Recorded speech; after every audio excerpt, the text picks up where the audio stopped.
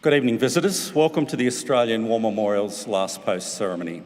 My name is Richard Cruz, and joining us today from the Australian Army is Colonel Frank Colley. We warmly welcome the family of Private Ralph McGibbon, whose story will be told shortly. As always, we welcome the veterans who have served, those that are still serving, and the families that love and support them. We acknowledge the members of RSL Services Clubs Association, RSL Victoria and RSL Queensland, who are watching the broadcast of this ceremony across Australia. And during this evening's ceremony, wreaths will be laid at the base of the Pool of Reflection by family and visitors to the memorial. Australia's Federation Guard is a tri-service ceremonial unit of the Australian Defence Force.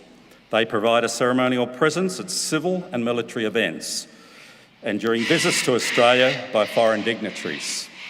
The Guard will now dismount the catapult party from the tomb of the unknown Australian soldier.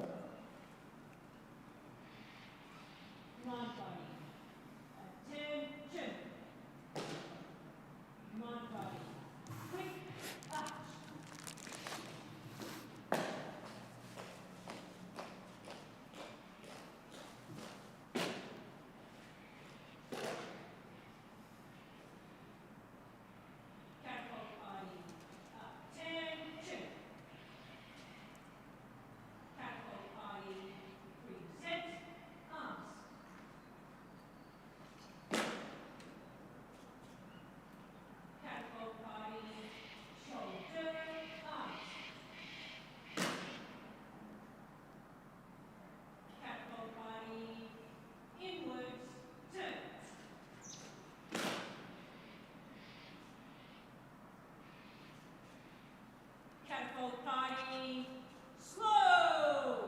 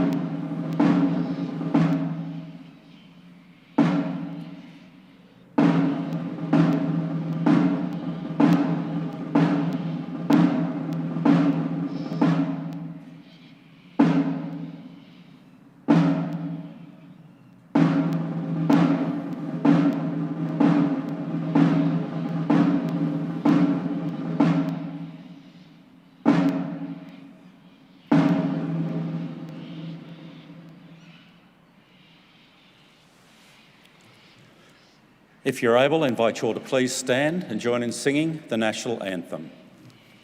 Catapult party, attention! Catapult party, present arms.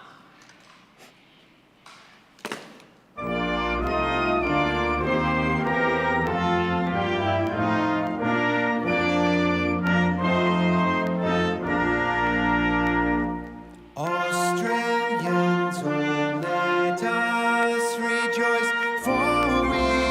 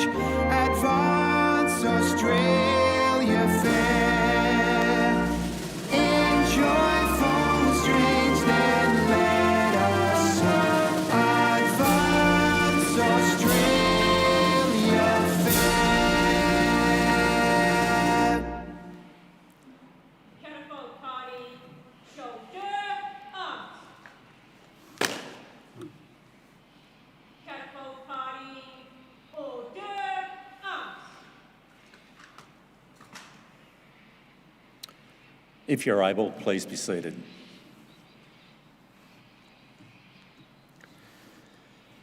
The Australian War Memorial was the vision of Charles Bean, Australia's First World War official historian. Bean landed with the Australian troops on Gallipoli and stayed with them at the front through to the end of the war. The idea of this national memorial and museum came to him at Pozières, France, in the depths of the bloody fighting of 1916. Bean's idea was that this would be a place where families and friends could mourn their loved ones buried in faraway places. It would also be a place that could help all Australians understand what these men and women had endured and what they had done for us. Bean's vision, to which we remain true, is best expressed as inscribed in the entrance to the memorial's galleries. Here is their spirit in the heart of the land they loved, and here we guard the record which they themselves made. Tonight we'll read the story behind just one of those on the Roll of Honour, which lists the names of more than 120,000 men and women who have given their lives for us in war and on operations for more than a century. But first we present a lament, Flowers of the Forest. Wreaths and floral tributes will now be laid at the base of the pool of reflection.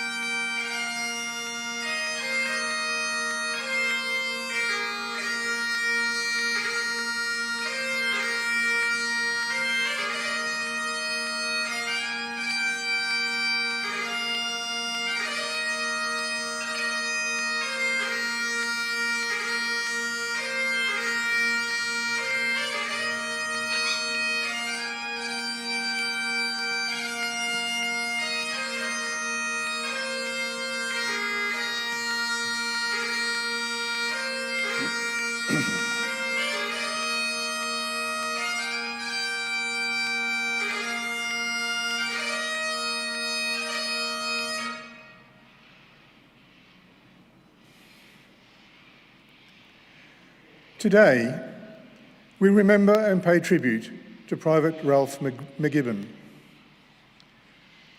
Ralph McGibbon was born in Nathlalia, Victoria, in 1886 to James and Isabel McGibbon.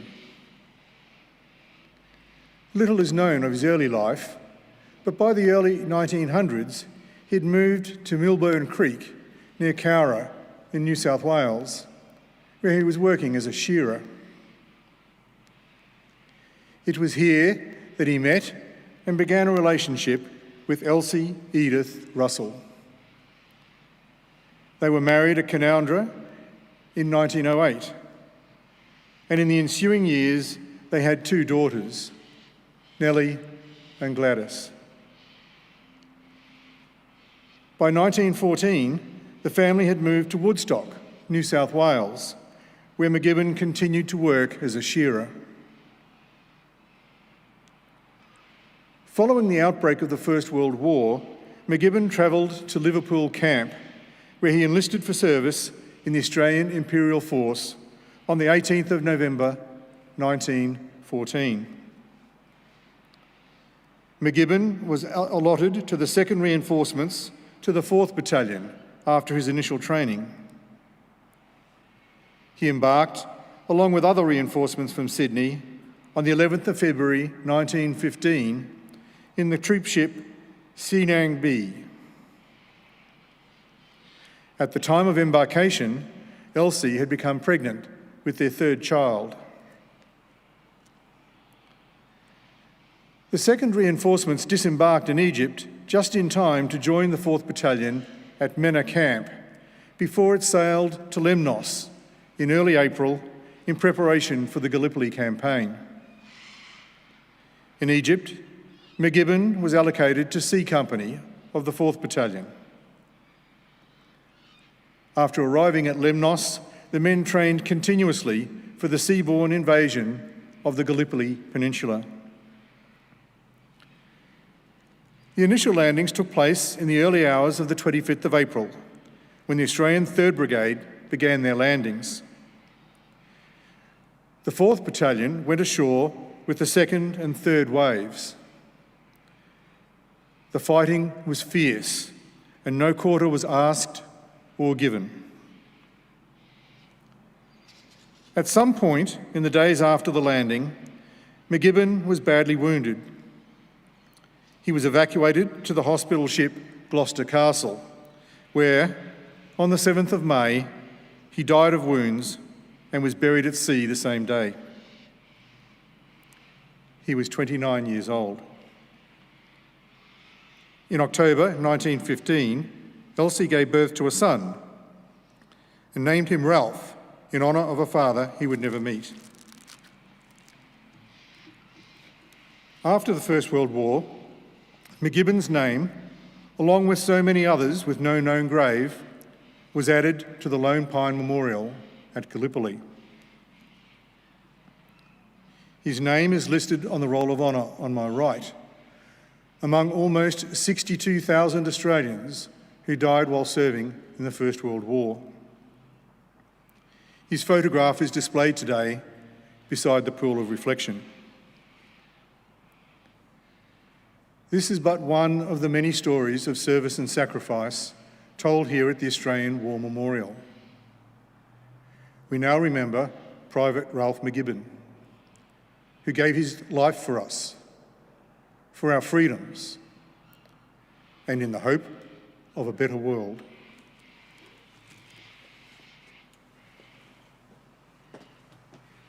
Catapult party, shoulder, arm. Please stand for the reading of the ode and the sounding of the last post.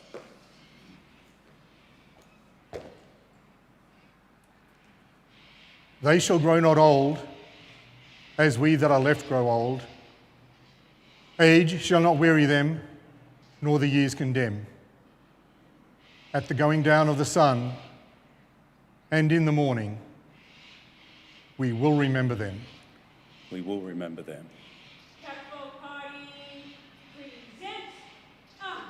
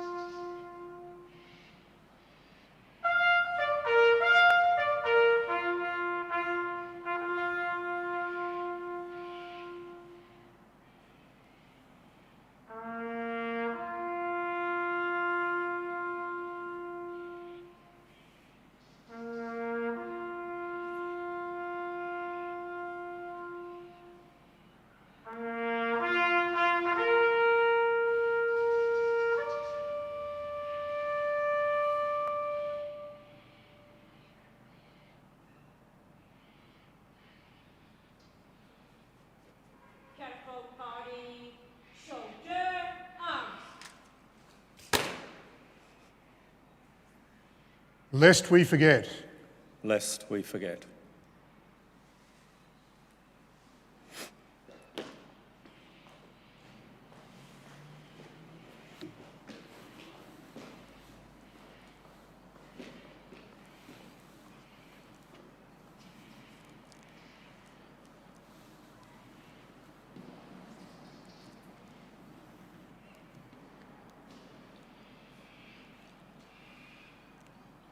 Catapult party, inwards, turn.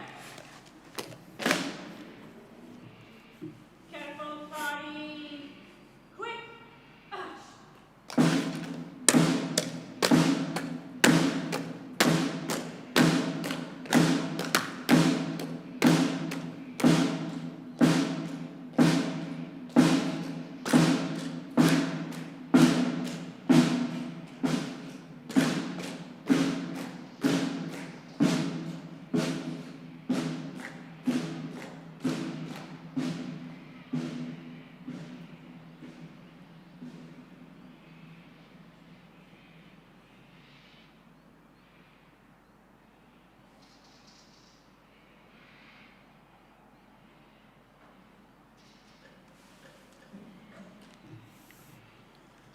We leave you this evening with the words of the memorial's founder, Charles Bean. Many a man lying out there at Pozières or in the low scrub at Gallipoli, with his poor, tired senses barely working through the fever of his brain, has thought in his last moments, well, it's over. But in Australia, they will be proud of this. Ladies and gentlemen, girls and boys, that concludes this evening's last post ceremony. We thank you for visiting the Australian War Memorial and wish you all a very good evening. Thank you.